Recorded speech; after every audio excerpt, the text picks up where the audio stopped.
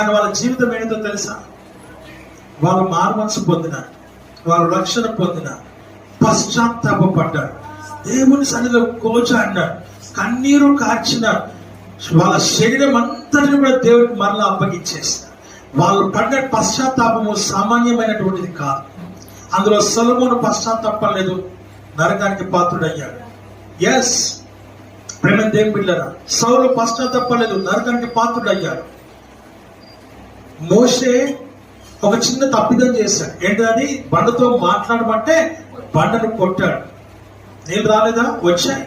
కానీ ఎందుకంటే ఇశ్రాయేలీయుల యొక్క విశ్వాసము దెబ్బతినకూడదని ఆ నీళ్ళను ఆయన రప్పించాడు. కానీ మోషేను మాత్రం పాలు తేనెలు ప్రవహించు దేశంలోనికి మాత్రము ఎంటర్ కానివ్వలేదు. దూరం నుంచి చూపించాడు అంతే. a small thing, చిన్న విషయాన్ని.